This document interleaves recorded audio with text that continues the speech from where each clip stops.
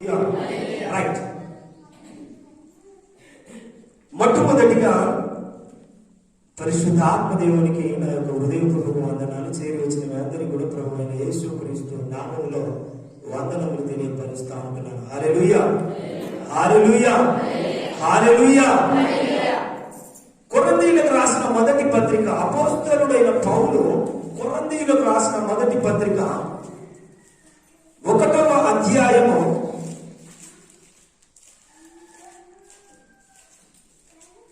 26, 27, 29.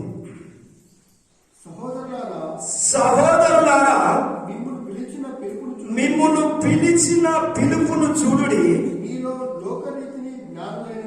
మీలో లోకరీతిని జ్ఞానులైనను ఘనులైనను గొప్ప వంశము వారైనను అనేకులు పిలువబడలేదు కానీ ఏ శరీరియు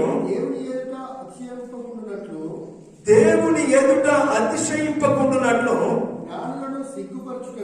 జ్ఞానులను సిగ్గుపరచుటకు లోకములో నుండి వెర్రి వారిని దేవుడు ఏర్పరచుకొని ఉన్నాడు. బలవంతులైన వారిని సిగ్గుపరచుటకు లోకములో బలహీనులైన వారిని దేవుడు ఏర్పరచుకొని ఉన్నాడు. ఎన్నికైన వారిని వ్యర్థము చేయుటకు లోకములో నీచులైన వారిని, తృణీకరింపబడిన వారిని, ఎన్నిక లేని వారిని దేవుడు ఏర్పరచుకొని ఉన్నాడు. అయితే ఆయన మూలముగా మీరు క్రీస్తు యేసు నందున్నారు. చిన్న ప్రార్థన చేసుకుందాం. కళ్ళు మూసుకోండి. తండ్రి, స్తోత్రము నాయన, జీవము కలిగిన సజీవుడమైన మా తండ్రి, ఈ సమయమున నీవు వాక్యమై ఉన్నావు అయ్యా. నేనైతే తండ్రి అత్యల్పుడనయ్యా, నాలో నుండి నీవు మాట్లాడు ప్రభా. అయ్యా, నీ మాటను తండ్రి నీవు మాకు తెలియపరచండి. లిటరల్ గా నాతో మరియు తండ్రి మా అందరితో తండ్రి వాక్యము ద్వారా మాట్లాడమని, మీరు మాట్లాడుతుండగా వినగల చెవులు, గ్రహించే మనస్సు అయ్యా, దాన్ని అనుసరించి జీవించే అయ్యా దాన్ని ఇదిగో జీవితాన్ని మేము మాకు అనుగ్రహింపబడునుగాక అని ప్రార్థిస్తూ యేసు నామములో ప్రార్థిస్తూ పొందుకొని ఉన్నాం మా తండ్రి. ఆమేన్. హల్లెలూయా, హల్లెలూయా, హల్లెలూయా, హల్లెలూయా. రైట్. అపోస్తలుడైన పౌలు కొరింథీ సంఘానికి రాస్తూ మాట్లాడుతున్న మాటలు పరిశుద్ధాత్మ దేవుడు నేటి దినాన నాతో, నీతో, మనందరితో మాట్లాడుతున్న మాటలు బాబు స్పష్టంగా నీ మనసంతా వేరే దగ్గర పెట్టకుండా ఇక్కడ పెట్టి, దేవుని మందిరంలో ఉన్న నేను దేవుడు నన్ను చూస్తున్నాడనే భయభక్తులు కలిగి మాటలు విందుము గాక. ఆమేన్. సహోదరులారా, మిమ్మల్ని పిలిచిన పిలుపును చూడుడి. మీలో లోకరీతిని జ్ఞానులైనను ఘనులైనను గొప్ప వంశము వారైనను అనేకులు పిలువబడలేదు గాని ఏ శరీరియు దేవుని ఎదుట అతిశయింపకుండునట్లు జ్ఞానులను సిగ్గుపరచుటకు లోకములో నుండి వెర్రి వారిని దేవుడు ఏర్పరచుకొని ఉన్నాడు. హల్లెలూయా. దేవుడు ఎవరిని పిలిచాడంటే, ఎందుకు పిలిచాడు? తన పని నిమిత్తము, తన పని లేదా తన యొక్క పనిలో వాడబడటకు ఎలాంటి వారిని దేవుడు ఏర్పరచుకుంటాడట అంటే, బలము లేని వాణ్ణి, లోకము రీత్యా ఎన్నిక లేని వాణ్ణి, జ్ఞానము లేని వాణ్ణి, బలము, ధనము, బలగము లేని వాణ్ణి దేవుడు ఏర్పరచుకుంటాడట. ఎందుకు వాణ్ణే ఏర్పరచుకుంటాడంటే, వాడు ఈ లోకరీత్యా ధనాన్ని బట్టో, బలాన్ని బట్టో, జ్ఞానాన్ని బట్టో, నాకున్న జ్ఞానాన్ని బట్టి నేను చేస్తున్నా అని వాడు అతిశయిస్తాడు, గర్విస్తాడు. కాబట్టి అలాగ గర్వించకుండానట్లు దేవుడు ఏం చేసిందంటే, వాని యొక్క గర్వము అణుచుటకు, ఆ జ్ఞాని అని అనుకుంటున్న వాని అతిశయము అణుచునట్లు వెర్రి వారిని దేవుడు ఏర్పరచుకొని ఉన్నాడట. హల్లెలూయా, హల్లెలూయా, హల్లెలూయా.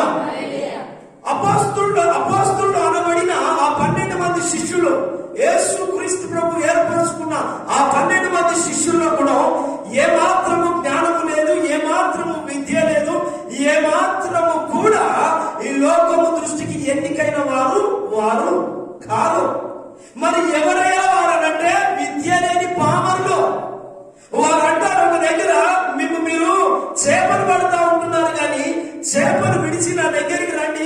నేను మనుషులు పట్టు జాలరులుగా నేను మిమ్మల్ని చేస్తానని యేసుక్రీస్తు ప్రభు అపోస్తలులతో మాట్లాడితే వాళ్ళు ఆ మాటను నమ్మి దేవుని వెంబడిస్తారు మంచిగానే.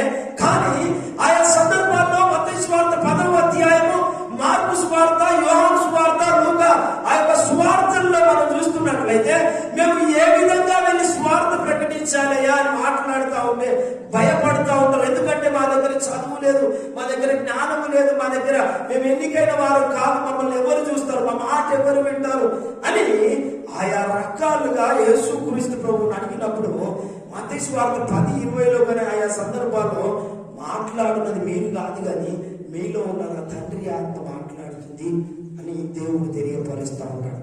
అయితే ఈ దేవుడి చేత ఎన్నికైన వారికి ఏర్పరచుకున్న దేవుడికి వెరీ క్లియర్ గా తెలుసు.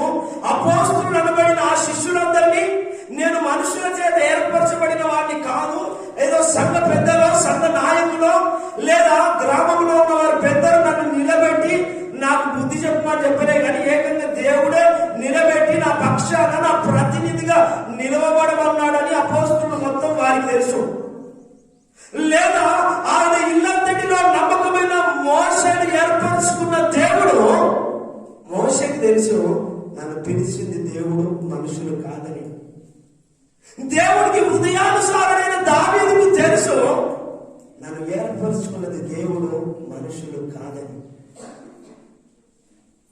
దేవుడి చేత బలముగా నడిపించబడుతున్న అపోస్తలులేమి, నాడు ప్రవక్తలనబడిన లేదా పాత నిబంధన గ్రంథంలో దేవుడి సేవకులుగా ఉంటున్న వారందరికీ తెలుసు మమ్మల్ని దేవుడు ఏర్పరచుకున్నాడు అని. అయితే తెలియని విషయం ఏందయ్యా అంటే వీరందరినీ దేవుడు ఏర్పరచుకుంటే ఈ లోకంలో చూస్తున్న వారు మొత్తం ఏమనుకుంటా ఉంటున్నారంటే వీడు ఆ స్థాయికి అర్హత కలిగిన వాడు కాడు.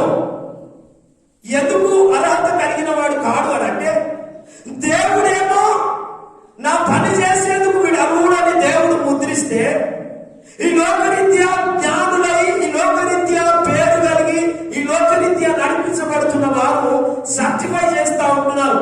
దేవుడు సర్టిఫై చేశాడు, is qualified for my ministry, నా పరిచర్య చేసేందుకు వీడు అర్హుడు అని దేవుడు తెలియపరిస్తే ఈ లోకంలో ఉన్న కొంతమంది ఏం మాట్లాడుతూ ఉంటున్నారనంటే హల్లెలూయా హల్లెలూయా హల్లెలూయా. ఈ లోకంలో ఉన్న మనుషులు ఏం మాట్లాడుతూ ఉంటున్నారంటే వీళ్ళ దగ్గర జ్ఞానం లేదు, వీళ్ళ దగ్గర పేరు లేదు, వీళ్ళ దగ్గర ఆ యొక్క ప్రత్యేకత లేదు, వీడి దేన్ని బట్టి నిలబడతాడు, ఏ విధంగా చేస్తారని చెప్పేసి సూటి పోటి మాటలతో అనేక రకాలుగా మాట్లాడుతున్న వారు లేకపోలేదు నా ప్రియ సహోదరి సహోదరుడా. అయితే దేవుడి సేవ అనేది చావుతో సమానం. చచ్చిపోయిన తర్వాతనే పరిచర్యకు రావాలి. శరీరకంగా నువ్వు బ్రతకొచ్చు, కానీ ఆ యొక్క సూటి పోటి మాటలను బట్టి హల్లెలూయా హల్లెలూయా హల్లెలూయా హల్లెలూయా. దయచేసి దేవుడి మందిరంలో ఉన్నాము, దయచేసి ఎవరి హల్లెలూయా హల్లెలూయా హల్లెలూయా.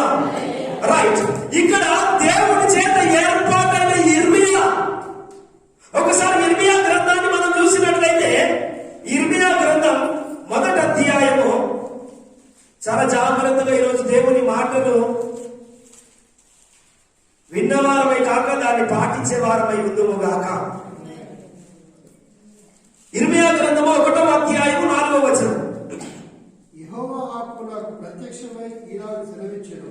యెహోవా వాక్కు నాకు అనగా ఇర్మియా అనే ప్రవక్తకు, ఇర్మియా అనే సేవకునికి ప్రత్యక్షమై ఇలాగు సెలవిస్తా ఉంటుండు. ఎవరు? దేవుని మాట వచ్చి మాట్లాడుతూ ఉంటున్నాడు యెహోవా ఆ యొక్క ఇర్మియాతో. గర్భములో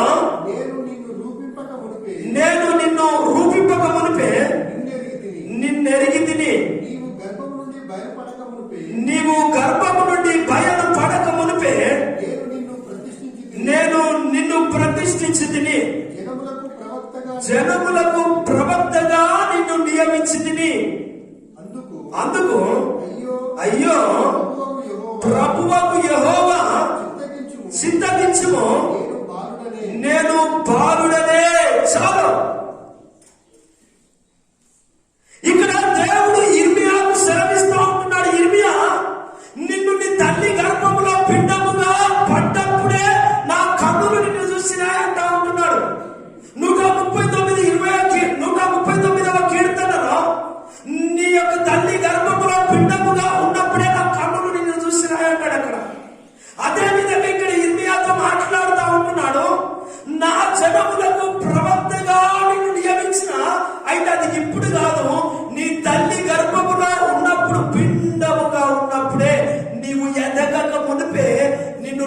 ప్రజల కోసము, నిన్ను నా జనుల కోసం ప్రవక్తగా నిన్ను నియమించిన ఇర్మియా అని మాట్లాడుతూ ఉంటున్నాడు దేవుడు.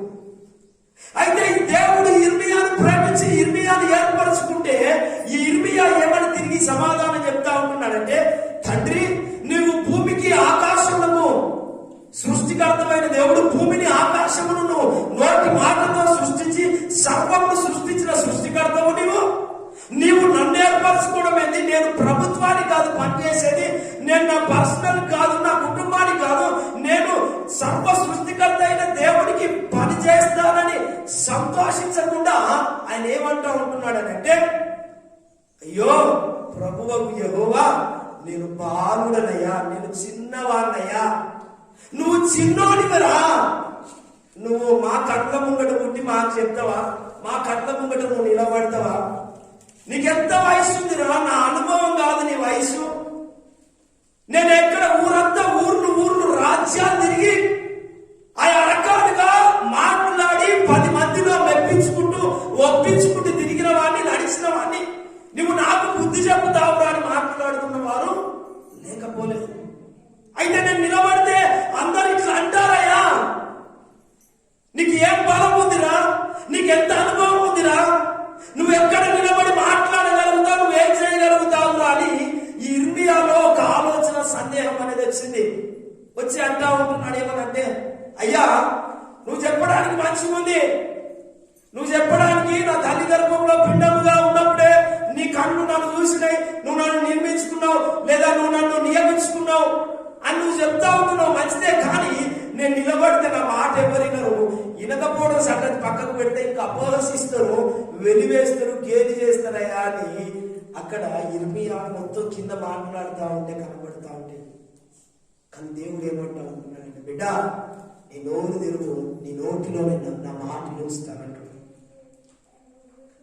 ఈరోజు దేవుని ఆత్మ చేత నడిపింపబడుతూ దేవుని చేత ఏర్పరచబడిన వారికి వ్యతిరేకంగా నడుస్తున్న వారికి అది ఏమాత్రం అంత మంచిది కాదు. పాత నిబంధన గ్రంథములో దేవుని చేత ఏర్పరచబడి బహుబలముగా నడిపించబడుతున్న అనేకులు కూడా అనేక రకాలుగా శ్రమలు పడ్డవారే, శ్రమలు పడుతున్న వారే.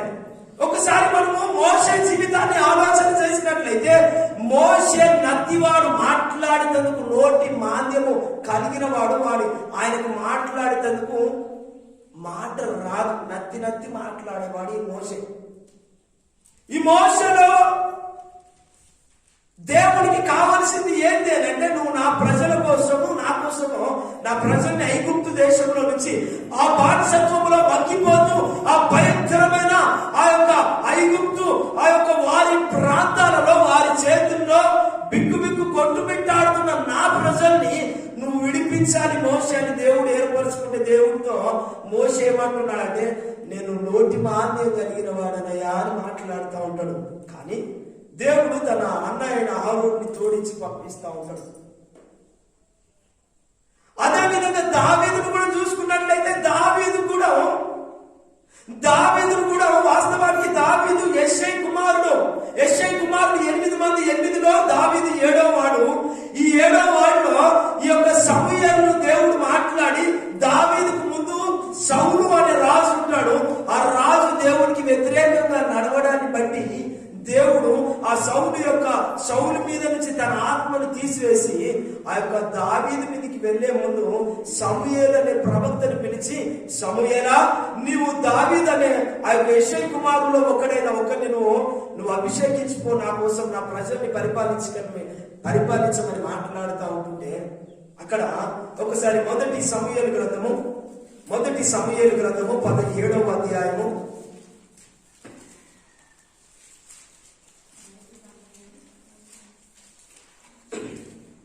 16వ అధ్యాయము 7వ వచనము 8వ వచనము 7వ వచనము 8వ వచనము. అయితే యెహోవా సమూయేలుతో ఇలాగూ సెలవిచ్చెను, అతని రూపమును అతని ఎత్తును చాలు కాదు. 6వ వచనం, వచనం. వారు వారు వచ్చినప్పుడు అతడు ఎలియాబును చూచి, యెహోవా అభిషేకించువాడు ఏమంటా ఉంటున్నాడు? మంచిది, ఇక్కడ మిస్ అయిందండి. నిజముగా యెహోవా అభిషేకించువాడు ఆయన ఎదుట నిలిచి ఉన్నాడని అనుకొనెను. దేవుడు తన యొక్క కుమారుడైనా లేదా తన ప్రజల్ని నడిపించేందుకు సౌలును ఏర్పరచుకుంటే, దేవుడి మార్గంలో నడవమని నడిపించమని సౌలును ఏర్పరచుకొని నడిపిస్తా ఉంటే, ఈ సౌలు దేవుడి మాటను విడిచిపెట్టి దేవుడి మార్గంలో నడవవలసిన నడిపించవలసిన ఆ సౌలు ఇష్టానుసారంగా నడవడాన్ని బట్టి దేవుని ఆత్మ సమూయేలు నుంచి వేరైపోయినప్పుడు తన ప్రవక్త అయిన సమూయేలుని పిలిచి ఏమంటాడంటే, ఆ దావీదు కుమారుల్లో ఒకరిని అభిషేకించయ్యా అని మాట్లాడతాడు. అయితే దావీదుకి ఎంతమంది? 8 మంది పిల్లలు. ఈ 8 మంది కుమారుల్లో పోగానే ఈ దావీదు యొక్క అన్నదమ్ములు 8 మంది, యెష్షయి కుమారులు 8 మంది. అంటే ముందుగానే పోగానే దేవుడు దావీదని చెప్పలే కానీ యెష్షయి కుమారుల్లో ఒకరిని అభిషేకించమంటాడు. అక్కడికి సమూయేలు వెళ్ళగానే వారి యొక్క ఎత్తును, వారి యొక్క బలాన్ని, వారి యొక్క హైట్ను చూసి ముందుగా ఒకడు రాగానే పెద్దవాడిని చూడగానే అరే నిజంగా వీడు పాత నిబంధన గ్రంథం ప్రకారము మొట్టమొదటి అనగా ఆ యొక్క మొట్టమొదటి ఫలము దేవునికి ఇయ్యబడాలి, దేవునికి ఇయ్యాలని చెప్పేసి ఆ జ్యేష్ఠ పుత్రుడిని దేవునికి అర్పించేవారు, సమర్పించేవారు, దేవుని కోసం పనిచేయటకు నడిపించేవారు. ఏదైనా ప్రథమ ఫలంలో మొదటిది. అదే విధంగా సమయాలు కూడా ఆయా సందర్భాల్లో ఫస్ట్ ఒకటి రాగానే నేను దేవుడు వీళ్ళే కావచ్చు అనుకుంటాడు. వాడిని అంటే వాడు ఎట్లా ఉన్నాడంటే, నిజముగా యెహోవా అభిషేకించిన వాడు వీడే అని అనుకున్నాడంటే, చూసేటందుకు వాని కళ్ళు చూసేటందుకు ఆయన కళ్ళు ఏ విధంగా ఉన్నాయంటే నిజముగా యెహోవా ఏర్పరచుకున్నవాడు. ఎందుకంటే బలం ఎవరైనా వచ్చినా కొట్టగలుగుతాడు, ఒకవేళ దెబ్బలు పడగలుగుతాడు, దేవుని కోసం నిలబడగలుగుతాడు అని చెప్పేసి ఈ సమూయేలు అనుకుంటా ఉంటున్నాడు లోకరీత్యా. కానీ దేవుడు ఏమంటా ఉంటున్నాడంటే, అతని రూపమును అతని ఎత్తును లక్ష్య పెట్టకము. మనుషులు లక్ష్య పెట్టు వాటిని యెహోవా లక్ష్య పెట్టడు. ఏలోక సంబంధమైన మనుషులు లక్ష్య పెట్టే వాటిని దేవుడు లక్ష్య పెట్టడు అని మాట్లాడుతూ ఏమంటా ఉంటున్నాడంటే, మనుషులు పై రూపాన్ని చూస్తారు, మనుషులు పై రూపాన్ని లక్ష్య పెడతారు, కానీ యెహోవా హృదయమును లక్ష్య పెడతాడు. నీ హృదయాన్ని బట్టి నీ హృదయములో ఏ విధంగా ఉందో దాన్ని లక్ష్య పెడతాడట దేవుడు. అయితే ఆ దాన్ని గమనిస్తూ ఉంటున్న క్రమంలో దాదాపు 6 దాకా వస్తారు, 6 దాకా 7 దాకా పిల్లలు అయిపోతారు. ఆ పిల్లల దగ్గరికి వస్తే దేవుడు అంటాడు, వీళ్ళు కాదు బిడ్డ అని సమూయేలుతో. ఎవరు రాగానే వాళ్ళ ఎత్తు చూసి ఈయననే కావచ్చు దేవుడు ఏర్పరచుకున్నవాడని సమూయేలు అనుకుంటాడంటే, ఆ ప్రవక్త పాస్టర్ అనుకుంటాడు, కానీ కాదని అంటాడు. చివరికి వచ్చేసరికి ఇక్కడ ఆ యొక్క యెష్షయి తోటి మాట్లాడుతూ ఉంటున్నాడు. 11వ వచనంలో నీ కుమారులందరూ ఇక్కడ ఉన్నారా అని యెష్షయిని అడగగా అతడు ఇంకను కడసరి వాడున్నాడు, ఇంకను కడసరి వాడున్నాడు, అయితే వాడు గొర్రెలను కాయించున్నాడని చెప్పాను. ఏమంటా ఉంటున్నాడు? ఈ తండ్రి అంటా ఉంటున్నాడు, నువ్వు ఇంతకంటే ఆ ఏర్పరచుకునే వాడు మొత్తం మంచిగా ఆర్మీలో జాబ్ చేస్తున్నాయా, ఈరోజు వాడికి జాబ్ ఉద్యోగము, మంచి జీతము, వాడు చూసేటందుకు మంచి రూపు, మంచి ఆ యొక్క స్టామినా కలిగి ఉన్నవాడు, వాళ్ళు ఇక పనికిరాడు ఒకడు ఉన్నాడులే అన్న రకంగా అసలులే వీళ్ళు, వాడు ఉన్నోడు ఒకడు చిన్నోడు, వాడు గొర్రెకాడి పోయాడు, ఏ పని పాటు లేనోడు. మా పెద్ద కొడుకు పెద్దోళ్ళు మొత్తం మంచిగా జాబ్ చేస్తున్నారు, వీళ్ళు ఇక్కడ ఉన్నారు, పనికిరాను బాయికాడ పని చేస్తాడయా, వాడు కూడా ఉన్నట్లే అన్న రకంగా చిన్న చూపు చేసి మాట్లాడిన సందర్భం కూడా లేకపోలేదు. కానీ వాడిని వినిపించిన దేవుడు ఆ యొక్క సమూయేలు అంటాడు. సమూయేలు రాగానే ఆ యొక్క సమూయేలు దావీదుని ఆ యొక్క తన తండ్రి అయిన యెష్షయితో నీ కొడుకును, నీ కుమారుని వాడిని కూడా పిలిపి అని మాట్లాడగానే అప్పుడు మాట్లాడుతూ ఉంటున్నాడు. ఆ యొక్క అందుకు సమూయేలు నీవు వాడిని పిలిపించుము, అతన్ని ఇక్కడికి వచ్చే వరకు మనం కూర్చుందామని యెష్షయితో అనగా అతడు వాడిని పిలువనంపించి లోపలికి తోడుకొని వచ్చను. అతడు ఎర్రని వాడును, చక్కని నేత్రములు గలవాడును, చూచుటకు సుందరమైన వాడునై ఉండెను. అతడు రాగానే నేను కోరుకున్న వాడితడే, నీవు లేచి వానిని అభిషేకించుమని యెహోవా సెలవీయగా సమూయేలు తైలపు కొమ్మును తీసి వాని సహోదరుల ఎదుట వారిని అభిషేకం చేసెను. నాట నుండి యెహోవా ఆత్మ దావీదు మీదికి బలముగా వచ్చెను. ఈ బలము లేనివాడు, ఈ చిన్నవాడనబడిన దావీదు దాదాపు 16 సంవత్సరాల కిందనే ఉన్నాడు. ఇంకా ఆయన కంటే పెద్దవారు బలము కలిగి మంచిగున్న వారిని దేవుడు ఏర్పరచుకోలేదు. కానీ ఈ చిన్నవాడైన దావీదు వాని హృదయాన్ని చూసి దేవుని యొక్క నడిపింపు, దేవుని యొక్క పిలుపు, దేవుని యొక్క ఏర్పాటు వారి యొక్క అన్నల పట్ల లేదు, కానీ దావీదు పట్ల ఉంది. అయితే దావీదు పట్ల దేవుని ఏర్పాటు ఉండడాన్ని బట్టి చివరి వరకు కూడా బలంగా నడిపించబడ్డాడు. హల్లెలూయా, హల్లెలూయా, హల్లెలూయా, హల్లెలూయా. అయితే ఇక్కడ మనం తెలుసుకోవాల్సింది ఏంటంటే, మనం అబ్జర్వ్ చేయవలసింది ఏంటంటే, అపోస్తలుడైన పౌలు కొరింథీయులకు రాస్తూ జ్ఞానులను సిగ్గుపరచుటకు జ్ఞానము లేని వారిని దేవుడు ఏర్పరచుకుంటాడు. అయితే దేవుని ఏర్పాటులో ఉన్న వారిని తృణీకరిస్తే దేవుణ్ణి తృణీకరించినట్టే. బాగా గుర్తుపెట్టుకోండి మాట.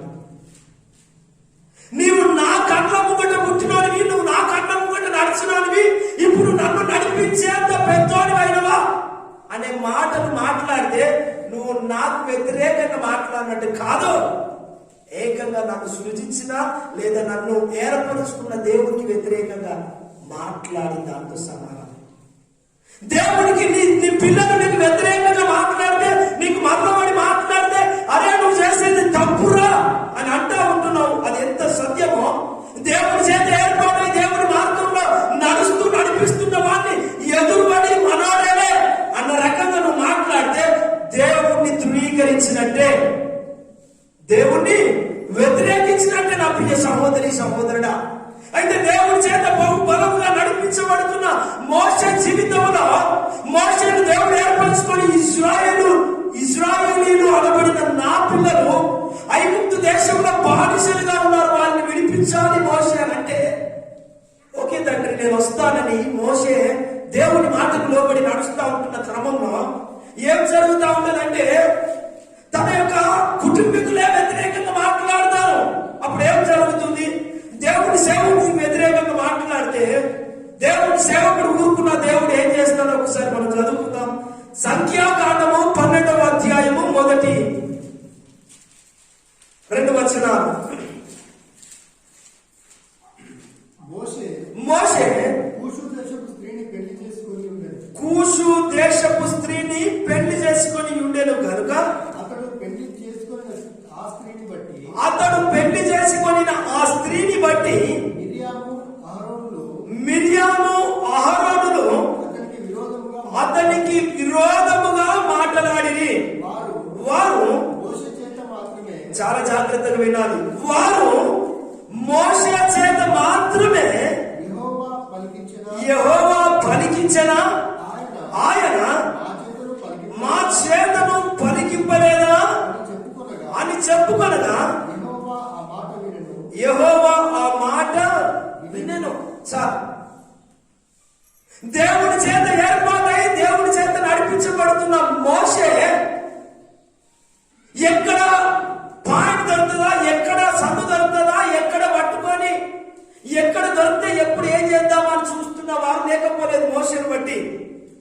అయితే ఒక సమయం వచ్చింది, తన తోబుట్టువులే తనకంటే పెద్దవారు వచ్చి తనకు వ్యతిరేకంగా మాట్లాడుతూ ఉంటున్న క్రమంలో ఏమని మాట్లాడుతూ ఉంటున్నారంటే, మోషే చేత మాత్రమే దేవుడు అద్భుతాలు చేపిస్తాడా? మోషే చేత మాత్రమే దేవుడు మమ్మల్ని అందరినీ నడిపిస్తాడా? మోషే మాత్రమే ముందుగా ఉండి నడిపిస్తాడా? మేము కూడా దేవుడి చేత, దేవుని పిల్లలమే, దేవుడి చేత నడిపించబడుతున్న వారమే అని చెప్పేసి వారు వేరే రకంగా సడుగుతూ గునుగుతూ వారు మాట్లాడుకుంటా ఉంటారు. ఆ సమయంలో మోషే అక్కడ లేడు. ఆ సమయంలో మోషే అక్కడ లేకపోయినప్పటికీ మోషేను ఏర్పరచుకున్న దేవుడు ఉన్నాడు. ఆ మోషేను ఏర్పరచుకున్న దేవుడు విన్నాడు. ఏమని విన్నాడు?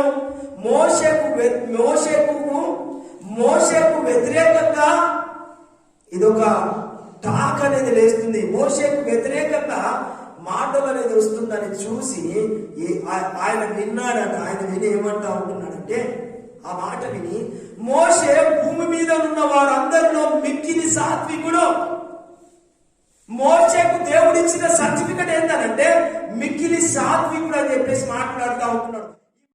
ఎందుకు సాత్వికుడు అని అంటాడంటే, హెబ్రీయులకు రాసిన పత్రిక 11వ అధ్యాయంలో ఏమని మాట్లాడతాడంటే, దేవుని కోసం సమస్తమును విడిచిపెట్టిండట. హెబ్రీయులకు రాసిన పత్రికలో అద్భుతమైన మాట మనకు అక్కడ తెలియపరుస్తూ ఉంటాడు. హెబ్రీయులకు రాసిన పత్రిక 11వ అధ్యాయము, హెబ్రీయులకు రాసిన పత్రిక 11వ అధ్యాయము 24వ వచనం. మోషే పెద్దవాడైనప్పుడు విశ్వాసమును బట్టి ఐగుప్తు ధనము కంటే క్రీస్తు విషయమైన నింద గొప్ప భాగ్యమని ఎంచుకొని అల్పకాలము పాపభోగము అనుభవించుట మేలని అనుభవించుట కంటే దేవుని ప్రజలతో శ్రమ అనుభవించుట మేలని యోచించి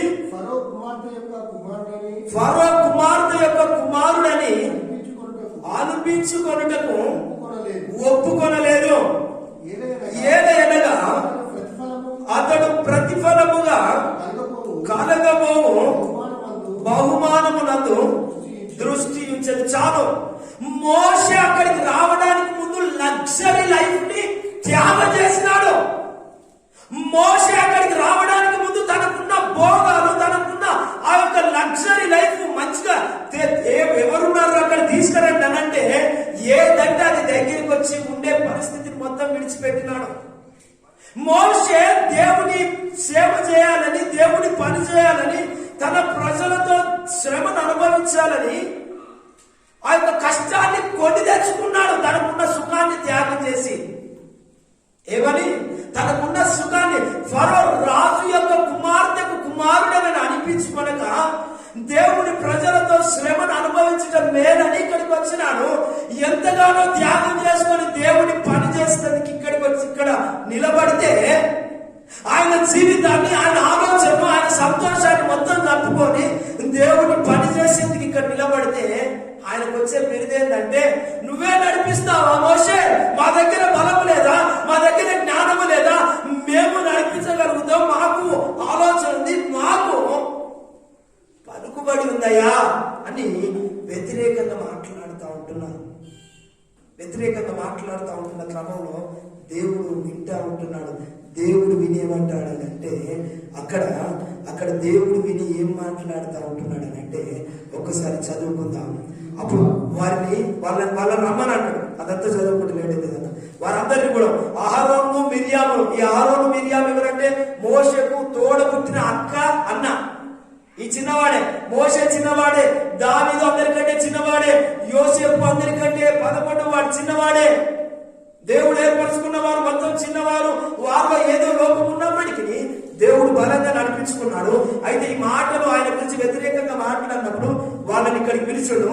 అక్కడికి పిలిచిన తర్వాత, అంటే ప్రత్యక్ష గుడారం దగ్గరికి పిలిచిన తర్వాత 6వ వచనంలో ఒక మాట మాట్లాడుతూ ఉంటాడు. 6-7 వారిద్దరు రాగా ఆయన, నా మాటలు వినుడి, మీలో ప్రవక్త యుండిన ఎడల యెహోవా నాకు నేను దర్శనమిచ్చి అతడు నన్ను తెలుసుకొనున్నట్లు కలలో అతనితో మాట్లాడుదును.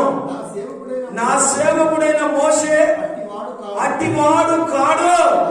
అతడు నా ఇల్లంతటిలో నమ్మకమైన వాడు. నేను గూఢ భావములతో కాదు, దర్శనమిచ్చి ముఖాముఖిగా అతనితో మాట్లాడుదును. అతడు యెహోవా స్వరూపమును నిదానించి చూచును. చాలు. ఇక్కడ మోషేను బట్టి దేవుడు సర్టిఫికెట్ ఇస్తా ఉంటున్నాడు. ఏమనంటే, మీలో ప్రవక్తలు అనబడే వారు ఉండే వాళ్ళతో నేను కళల ద్వారా, దర్శనాల ద్వారా మాట్లాడతానేమో కానీ మోషే నాతో ఉన్న సంబంధం, మోషేకు నాకున్న సంబంధం కళల ద్వారా, దర్శనాల ద్వారా ఎక్కడో ఇక్కడ నుండి హైదరాబాద్ వేరే పట్టణంలో ఉన్నట్టు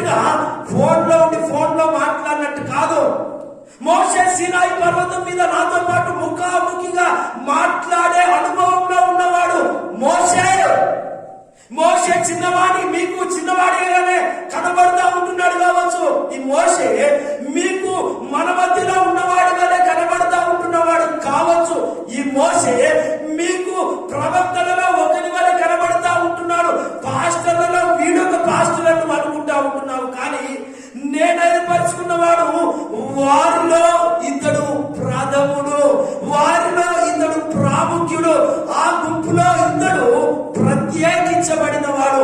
నేను అందరితో దర్శనాలతో కళలతో మాట్లాడితే ఆయనతో మాత్రము ముఖాముఖిగా మాట్లాడే అనుభవం, నాతో ఆ అనుభవం కలిగి మోషే ఉన్నాడు. నా ఇల్లంతటిలో నమ్మకమైన వాడు మోషే, నేను ఏర్పరచుకున్న మోషే ఏ మాత్రము వైదొలగకుండా తప్పిదం చేయకుండా నా ఇల్లంతటిలో నమ్మకమైన వాడు అని చెప్పేసి మాట్లాడుతూ ముందు ఆయన గురించి క్లారిటీ ఇచ్చిండు. మోషేను నేను ఏర్పరచుకున్నవాడు, నా చేత బలముగా నడిపించబడుతున్నవాడు మోషే అని వాళ్ళ యొక్క కుటుంబకులకు దేవుడు తెలియపరిచి వారి ముందు ఈ మోషే మీద ఇష్టానుసారంగా గునిగినందుకు సరిగినందుకు దేవుడు ఈయన చేతనే వాడుకుంటాడా అని వేరే రకంగా వ్యతిరేకంగా మాట్లాడినప్పుడు ఆ మాటలను బట్టి ఇప్పుడు మాట్లాడతాడు. చూద్దాం 8వ వచనం. ఇప్పుడు స్టార్ట్ ఆపిన దగ్గర ఉన్నాను. కాబట్టి నా సేవకుడైన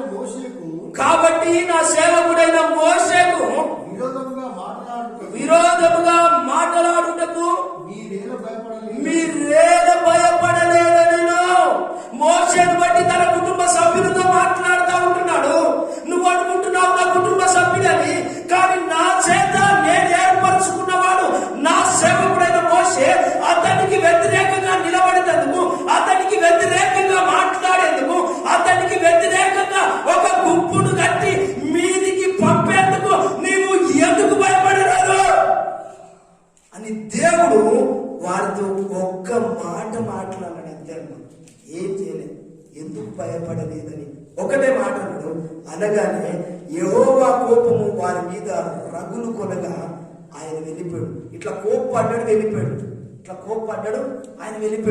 వెళ్ళిపోయిన తర్వాత ఏం జరిగిందంటే మేఘమును ఆ ప్రత్యక్షపు గుడారం మీద నుండి ఎత్తబడెను. అప్పుడు మిరియాము హిమము వంటి తెల్లని కుష్టి గలదాయను. అహరోను మిరియాము వైపు చూసినప్పుడు ఆమె కుష్టి గలదిగా కనబడెను. దేవుడి చేత ఏర్పాటైన వారిని వ్యతిరేకంగా నడుస్తూ మన కుటుంబ సభ్యుడే కదా, మనగా ఉన్నవాడే కదా అని వ్యతిరేకంగా మాట్లాడితే ఒకటి గుర్తుపెట్టుకోండి, ఒకవేళ మోషే యథార్థవంతుడిగా ఉన్నట్టుగా దేవుడి సేవకుడు యథార్థంగా ఉంటే కనుక ఆ యథార్థతను బట్టి వ్యతిరేకంగా మాట్లాడితే మనకు అంత మంచిది కాదు. మనం అనుకుంటాం, అయ్యో మన ముంగట ఉన్నాడు, మన ముంగట నడిచినాడు, మన ముంగట ఉన్నాడు, వీడైందని చెప్పేసి ఆయా రకాలుగా లోపల అసూయతోటి లేదా ఆ కోపంతో ద్వేషంతో నిండుకొని ఉంటే దానికి ప్రతిఫలం ఏ విధంగా ఉంటుంది అంటే మిరియాము కొని తెచ్చుకున్న ఆ యొక్క కుష్ఠరోగం వలె శ్రమను కొని తెచ్చుకుంటాం. జాగ్రత్త. దేవుని చేత ఏర్పడి నమ్మకంగా దేవుని పనిలో నడిపించబడుతున్న వారికి వ్యతిరేకంగా నడిస్తే, వ్యతిరేకంగా ఆలోచన చేస్తే, వ్యతిరేకంగా చిన్నవాడు కదా, బుడ్డోడు కదా, దేవుడు బాలుడనే కదా అంటాడు ఇర్మియాతో. ఏమంటాడంటే, విడా నువ్వు బాలుడని నువ్వు అనొద్దు, ఇతరులు కూడా అనొద్దు, నిన్ను నేనే ఏర్పరచుకున్నా, నిన్ను నేను నడిపించుకుంటాను దేవుడు అంటాడు అక్కడ. యోసేపును కూడా తన అన్నను ఆ యొక్క ఎంత అంటే ప్రాణాలు తీయాలనుకుంటారు కానీ అన్యాయంగా అమ్మేస్తారు వేరే దేశానికి. కానీ దేవుడు మాత్రం అలా ఆ యోసేపే కదా అవుతాడు చివరికి వచ్చేసరికి. యోసేపు తోడపుట్టువులే తనను అమ్మి తను చచ్చిపోయాడని తన తండ్రికి అబద్ధపు సాక్ష్యం చెప్పి నా కుమారుడు చచ్చిపోయాడని బిక్కి ఏడుస్తుంటే కూడా ఆ యొక్క తోబుట్టులో కనికములు రాకుండా తండ్రిని కొడుకుని ఎడబాపి ఎంతగానో ఏడిపించినప్పటికీ చచ్చిపోయేటప్పటికీ మళ్ళీ ఆ యోసేపే గద్ద అయ్యాడు. దేవుని చేత ఏర్పాటైన వాళ్ళని మన ముంగట పుట్టినోళ్ళు మన జ్ఞానం అని చెప్పేసి చిన్నవాళ్ళని చెప్పేసి చూస్తే అది మంచిది కాదు. నువ్వు అనుకోవచ్చు, నా ముంగట ఎవరు లేరు, నా ముంగట నా మాటలు ఎవరు వింటలేరు, డైరెక్ట్ వింటలేరు కదా నువ్వు అనుకుంటలేవు, నువ్వు అనుకుంటున్నావు కావచ్చు. కానీ దేవుడు అంటాడు, ఇశ్రాయేలీల యొక్క మూలుగులు, ఇశ్రాయేలీల యొక్క సనుగులు గునుగులు మొత్తం విన్నాడట. దేవుడు అంటాడు 139వ కీర్తనలో, నీ మాట, నీ పడక, నీ నడక, నీ ఆలోచన, నీ ప్రవర్తన, నీ పరిశుద్ధత ప్రతిదీ నాకు తెలుసు. నువ్వు చేసిన పనిని బట్టే నాకు ప్రతిఫలం అనేది వస్తుంది అని దేవుడు తెలియపరుస్తా ఉంటున్నాడు. నా ప్రియ సహోదరి సహోదరుడు, మోషే ఏమి, యోసేపు ఏమి, లేదా దావీదేమి, దానియేలేమి, షద్రక్ మెషక్ అబేద్నెగోలేమి, అందరూ కూడా దానియేలు సింహం కోణంలో వేయబడతాడు. ఎందుకో తెలుసా? దానియేలు దేవుడితో మంచి కలిసి జీవిస్తా ఉంటే వాడు, దానియేలు అంటే పడని వాళ్ళు వచ్చి దానియేలు సపరేట్ చట్టాన్ని సృష్టించి ఆయనను సింహం కోణంలో ఆయన దగ్గరికి ఒక చట్టం సృష్టించి దానియేలు చంపించాలని చూస్తారు. కానీ దానియేలుకి ఏం కాదు. ఎందుకంటే దానియేలు నమ్మకంగా దేవునితో ఉన్నవాడు, దేవునితో నడుస్తున్నవాడు. కాబట్టి నా ప్రియ సహోదరి సహోదరుడా, దేవుని పిల్లలమైన మనకు దేవుని యొద్ద నుండి ఆశీర్వాదమే ఉండాలి, కానీ శాపాన్ని కొని తెచ్చుకోవద్దు. కాబట్టి దేవుడు అంటా ఉంటున్నాడు, దేవుడు ఏర్పరచుకుంటే మనం ఏం చేయలేము. దేవుడు ఏర్పరచుకుంటే అది దేవుని చిత్తం. ఎవరు ఏం పని చేయాలి, ఏ విధంగా ఉండాలి అనేది దేవుని చిత్తం. ఒకసారి ఆ మాట చదువుకున్నాం. దానియేలు గ్రంథము ఏ జాబే కానీ, ఏ ఉద్యోగమే కానీ, ఏదే కానీ, ఏవేదో మన దగ్గర ఉన్న ప్రతిదీ కూడా అది దేవుని చిత్తంలో ఉన్నవారే. వాళ్ళకు వ్యతిరేకంగా ఉండకూడదు. 4వ అధ్యాయము, దానియేలు గ్రంథం 4వ అధ్యాయము 32వ వచనం. నీ రాజ్యము నీ యుద్ధం తమ యుద్ధ నుండి, దానియేలు 4:32 తమ యుద్ధ నుండి, అందులో సెకండ్ లైన్, నీవు అందులో సెకండ్ పేరు, సర్వోన్నతులకు దేవుడు మానవుల రాజ్యముపై అధికారి అయ్యుండి, తానెవరికి దాని అనుగ్రహింపు నిశ్చయించునో, మానవుల రాజ్యము పైన అధికారి అయ్యుండి తానెవరికి దాని అనుగ్రహింప నిశ్చయించునో వానికి అనుగ్రహించునని నీవు తెలుసుకోవాలా అన్నాడట. ఈ యొక్క రాజ్యములో, ఈ లోకంలో ఉన్న అధికారాలన్నింటికి పైన అధికారి ఏంటి ఎవరంటే దేవుడు. ఈ లోకంలో ఉన్న ఏ అధికారమైనా, ఏ జాబ్ అయినా, ఏ రకముగా ఉద్యోగమైనా, ఎందులో నువ్వు స్థిరపడాలన్నా కూడా ప్రతిదీ కూడా దేవుని చేత ఏర్పాటు కావాలి. అది దేవుని చిత్తమై ఉండాలి. ఒకవేళ ఉన్నవారు ఎవరైనా, అది పార్టీ కానీ, రాజకీయమే కానీ, ఏదైనా కూడా అది దేవుని చేత ఏర్పాటు అయిందే. కాబట్టి వ్యతిరేకంగా మాట్లాడుతూ ఇంకోటి నీకు ఏం కావాలన్నా కూడా అది దేవుడు ముందు కన్ఫర్మ్ చేస్తే తప్ప అది మనకు రాదు, దేవుడు తెలియపరుస్తాం. కాబట్టి ఆ యొక్క జ్ఞానవంతులను సిగ్గుపరచుటకు దేవుడు వెర్రి వారిని, జ్ఞానం లేని వారిని దేవుడు ఏర్పరచుకుంటే దానికి వ్యతిరేకంగా మాట్లాడి దేవుణ్ణి, ఆ యొక్క ఆలోచనలు దేవుణ్ణే తృణీకరించే వారి లెక్కలో, వారి జాబితాలో మనం ఉండదు. ఉంటే ఆ యొక్క మిరియాము కుష్ఠరోగం తెచ్చుకున్నట్టుగా కష్టాన్ని కొని తెచ్చుకుంటాం. హల్లెలూయా, హల్లెలూయా, హల్లెలూయా, హల్లెలూయా. మిరియాము ఆహారం ఏమన్నారు? వాళ్ళు రహస్యంగా మాట్లాడుతుంటే మోషే వినలేదు, దేవుడే విన్నాడట. సేవకుడు ఎంత నిమ్మలంగా ఉన్నా, ఎంత ప్రేమించినా కూడా దేవుడు సమయం వస్తే పగ తీర్చుకోవడం నీ పని కాదు, అది నా పని అంటాడు. నాకు విడిచిపెట్టు, నువ్వు మాత్రం ప్రేమించాడు. సేవకుడు ప్రేమిస్తూనే ఉంటాడు. కానీ సేవకుడికి వ్యతిరేకంగా నడిస్తే ఏం జరుగుతుంది అంటే దానికి రావాల్సిన ప్రతిఫలం ఖచ్చితంగా వస్తుంది. కాబట్టి ప్రతిఫలం అనేది ఆశీర్వాదకరంగా ఉండాలి, కానీ శాపాన్ని కొని తెచ్చుకునే విధంగా ఉండదు. దేవుని కృప ఆ యొక్క శాపాన్ని కొట్టివేసి మనం ఆశీర్వాదం కొని తెచ్చుకునే విధంగా ఉందుము గాక. దేవునికి వ్యతిరేకంగా నడవకుండా దేవుని యొక్క విధేయత కలిగి జీవించుదుము గాక. దేవుడు మనల్ని దీవించి ఆశీర్వదించును గాక. దేవుని మాట దీవించు.